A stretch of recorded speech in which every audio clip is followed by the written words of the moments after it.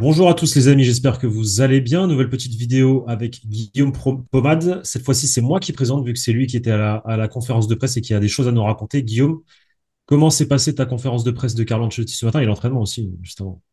Bah très bien, très bien. Il fait beau, il fait bon. La vie est belle, hein, franchement. Une journée tranquille au boulot. La vie n'est pas morose comme ici dans le 93 en France. Dédicace à Épinay-sur-Seine. Merci tout le monde sait où j'habite. Bien vu. Écoute, Carlo Ancelotti a donc parlé, mais d'abord le groupe est tombé. Tout d'abord le groupe est tombé. Est-ce qu'il y a des surprises sur ce groupe? On sait que Kamavinga ne sera pas là depuis cause de sa blessure subie à Anfield. Je vous le rappelle, blessure au niveau de la cuisse, déchirure musculaire. Ouais, bah Rodrigo est bien présent, hein, comme prévu. C'est son retour dans le groupe depuis sa blessure contre Osasuna. Et c'est même la première fois qu'il est finalement vraiment de retour depuis sa blessure contre Dortmund. Puisque contre Osasuna, il joue une demi-heure avant de se Exact. reblesser. Donc pour le coup, il est vraiment de retour. Ça fait presque un mois qu'on l'a pas vu plus de 30 minutes sur un terrain de foot. Et sinon, il y a trois joueurs du Castilla, enfin quatre joueurs du coup du Castilla qui sont là avec Fran González dans les buts, Diego Aguado et Lorenzo Aguado pour la défense. Et Chema, le jeune Chema qui est convoqué au milieu de terrain pour faire le nombre par rapport à Camavinga. Et j'ai oublié Raúl Asensio parce que je le Ah, considère comme un joueur de l'équipe première j'allais te presque dire. maintenant. Mais évidemment, Raúl Asensio est aussi dans le groupe. Et vu ce qu'on a dit Carlo Ancelotti en conférence de presse, il sera titulaire demain également, puisque Tchouaméni reviendra normalement pour le prochain match. Voilà, pour être complet sur ce que Carlo Ancelotti a un petit peu dit sur le groupe. Est-ce que Chema aura des minutes face à Retafe? C'est la question. J'aimerais énormément le voir. C'est un joueur que j'apprécie énormément. Un bon milieu de terrain, là, un bon numéro 6 à voir demain, parce que là, t'as pas Kamavinga, t'as pas Tchouaméni. Valverde va être repositionné en En principe 6. au milieu de terrain avec Modric et Bellingham en théorie, c'est ça la tendance. Je pense pas que Rodrigo sera titulaire. Je partirais plutôt sur à peu près la même attaque qu'à Anfield avec Brahim Arda et Mbappé. Après, ça serait surprenant de voir Rodrigo, en tout cas que le staff prenne le risque de mettre Rodrigo titulaire. Je suis assez d'accord. Il n'y a pas eu vraiment de questions centrées sur Rodrigo, car Ancelotti a dit qu'il était de retour, qu'il était bien. Mais il n'y a pas eu une question quel est l'état de Rodrigo? Est-ce qu'il est prêt à être titulaire demain? Tu vois, une Mhm. question qu'on a souvent habituellement sur les Mhm. retours de blessures, donc c'est un petit peu dommage, puisque bah, pour le coup, on n'a pas vraiment cette information. Ça fait quand même, c'est le 22 octobre qu'il s'est blessé contre Dortmund, donc ça fait quand même un mois, une semaine, ça fait un peu plus même de 5 semaines qu'il a eu ça. Il a eu que 30 minutes contre Osasuna depuis, c'est pas une manière de reprendre le rythme. Je pense que c'est un petit peu compliqué de le voir titulaire, surtout que la dernière fois il y a eu une rechute. Donc j'imagine qu'ils Mais c'est qu'ils vont ça, prendre des c'est ça, précautions par rapport à c'est ça. Rodrigo. Et donc on peut évidemment imaginer la même attaque, donc Brahim, Arda, Mbappé. Et du coup, encore une fois, tout repose un petit peu quand même sur le dos d'Mbappé pour faire en sorte que cette attaque soit fonctionnelle, surtout face à une excellente défense, la deuxième du championnat à Retafe. Transition faite, Kylian Mbappé, apparemment, ça a été l'un des gros sujets de cette conférence de presse, forcément, après ce qui s'est passé à Anfield. On vous l'a dit hier, le joueur a été touché émotionnellement après cette défaite. Qu'a répondu Carlo Ancelotti quand on lui a demandé l'état d'esprit, l'état global de son joueur avant d'affronter Getafe? Il est conscient qu'il doit faire mieux, mais il est comme tout le monde. Nous devons continuer à le soutenir et à penser qu'il s'agit d'un problème collectif et non individuel. Son problème, c'est celui qu'on a tous. Notre problème est collectif. On n'arrive pas à trouver la continuité. On va essayer d'améliorer ça. Mbappé, comme tous les autres, il n'y a pas de problème individuel.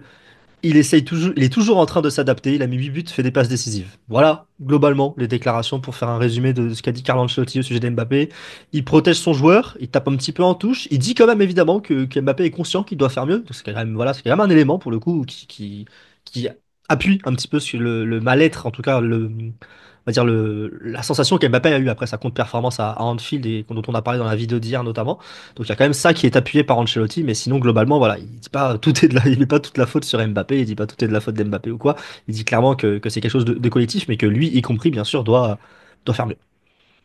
Ce qui est assez frustrant, c'est le niveau qu'il affiche sur le terrain. Et quand tu vois les vidéos à l'entraînement, où tu vois qu'il fait ce qu'il faisait avant d'avoir perdu son football sur le terrain, et tu dis, mais tu arrives à le faire à l'entraînement, mais tu le fais pas en match. C'est assez frustrant. Alors, il jette la faute au collectif, donc, mais malgré tout, ce collectif est lié à l'arrivée de Kylian Mbappé, et forcément, bah, il faut réussir à intégrer ce nouveau joueur dans cette équipe parce que bah, ça reste un joueur de classe mondiale et que t'es obligé de lui trouver sa place, en fait. T'es obligé de lui trouver sa Oui. place. J'ai cru qu'il a répondu à une question par rapport à Vinicius Junior. En tout cas, j'ai lu ça sur les réseaux, on lui a posé une question par rapport à justement Mbappé à gauche, Vinicius dans l'axe. Et il a sous-entendu que Vinicius commençait à se rendre compte qu'il était meilleur, ou en tout cas très bon dans l'axe. Je me trompe ou... C'est vraiment, il a toujours nié, jusqu'à qu'il le fasse là sur le match contre Leganés, il a toujours nié vouloir mettre Mbappé à gauche et Vini dans l'axe en conférence de presse. Ok, Aujourd'hui, ce n'est pas le cas. On lui a posé la ok. question est-ce que lui a une idée claire sur ce qui est mieux entre Mbappé et Vini, donc l'un dans l'axe, l'autre à gauche. Et il a dit je ne sais pas. Mbappé est plus habitué à jouer aux deux postes, dans le sens où il a plus joué en neuf. Vini comprend. Commence à comprendre, enfin continue de comprendre, on va dire plutôt, qu'il est très dangereux dans l'axe. Ça dépend des matchs, ils peuvent aussi interchanger au cours de la rencontre.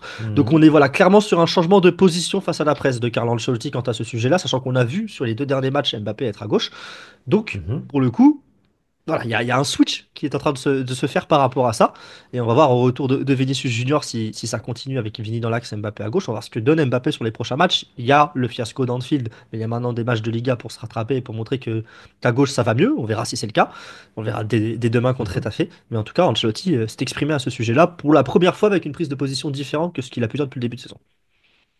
Après, le football n'est pas fixe. C'est-à-dire que si toi, sur ta feuille de match, tu mets Mbappé dans l'axe, Vigny à gauche ou l'inverse, euh, moi, je pars du principe que les joueurs euh, changent de position continuellement entre eux.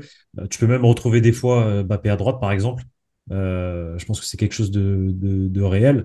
Donc, Bah, c'est normal. en fonction de l'adversaire, en fonction de ce que propose voilà, telle ou telle équipe, bah, tu peux te décider bah, à tel moment ce sera lui, à tel moment ce sera lui dans des instants de match. C'est-à-dire pendant 25 minutes, tu mets lui, 25 autres minutes, tu mets l'autre, etc., etc. Hein, tu changes. Comme ça, comment dire, tu déstabilises aussi, tu peux en tout cas déstabiliser les défenses adverses, mais bon, pour ça, il faut surtout que Kylian Mbappé retrouve son niveau parce que là, c'est assez catastrophique, je pense qu'on peut le dire. En tout cas, la performance d'Anfield était catastrophique.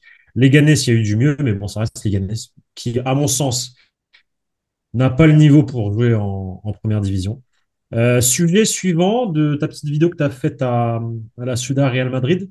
J'ai vu que tu as parlé de Raúl Asensio. Belle déclaration d'amour, presque, de Carlo Ancelotti à Raúl Asensio. Il a dit sur les trois matchs qu'il a joué, il a prouvé qu'il mérite d'être titulaire. Il joue avec Mhm. beaucoup d'attention, beaucoup de confiance. Il a montré dans tous les domaines, en fait. Il a un peu coché toutes les cases. Voilà. Quasi Carlo Ancelotti, il est prêt pour se battre avec nous. Il sera titulaire demain, vu la déclaration et vu l'état de l'effectif actuel. Et vraiment, une déclaration, voilà, c'est.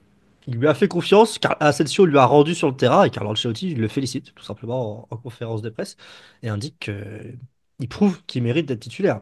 C'est dans la situation actuelle. On verra ce que ça donne plus tard par rapport à Tchouaméni, notamment quand il reviendra de blessure, peut-être dès le prochain match, comme l'a indiqué Ancelotti dans cette conf. Mais en tout cas, voilà, belle déclaration d'amour envers le Cantelano. Dans tous les cas, oui, effectivement, tu ne peux que faire une déclaration d'amour après les performances qui te Ah, réalisent. il te sauve, hein. Je Il te pense que sauve, hein. Anfield, ouais, malgré la défaite, ça a été un des points positifs du Real Madrid.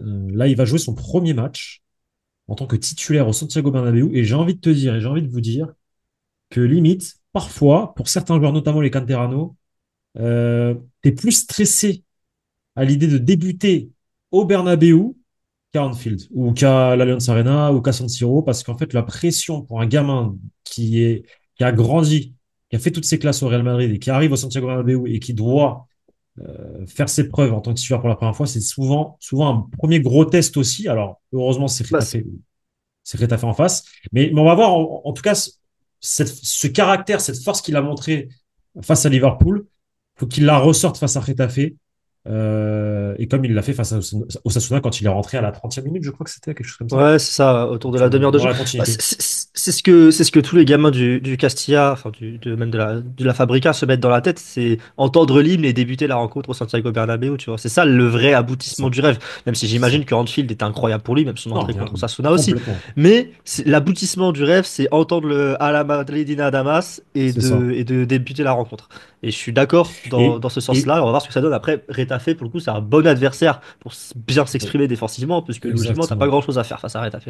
Bah, il y aura en face de lui un garçon qui connaît, Alvaro Rodriguez, ancien joueur du Real Madrid, qui est là-bas, et Borja Mayoral est blessé. Je crois qu'ils ont un autre attaquant qui est blessé également. Ce sera en théorie l'ancien joueur du Real Madrid qui sera titulaire en face de lui, donc il le connaît bien. À voir ce qu'il se passera. Mais Mais dans l'histoire des Canterano qui jouent en premier match, etc., t'en as beaucoup qui se sont foirés. Il y en a beaucoup qui se sont foirés parce que justement, ils se mettent trop la pression, parce que c'est le Bernabéu, parce que ça les impressionne. Est-ce qu'il y a un autre sujet, Guillaume, à nous raconter? Parce que je crois qu'on a fait le tour.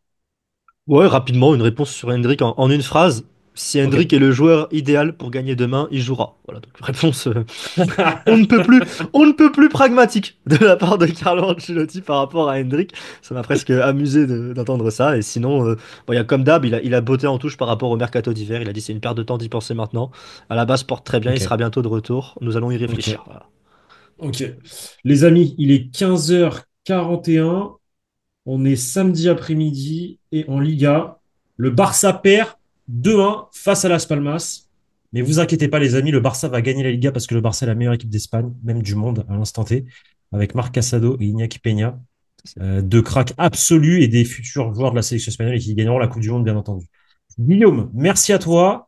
Les amis, j'espère que ça vous a plu. Et demain, débrief, les gars, à la fin du match, 16h15 ou 16h? J'ai oublié déjà Le l'horaire. match est à 16h15. Le match est à 16h15. Donc débrief autour 16h15. de 18h30 sur la chaîne après. Faudra faire speed parce que moi je bosse à côté avec Flashcore. Je serai en mode On speed, l'a vu, speed, tu viens de nous speed. donner le score du Barça.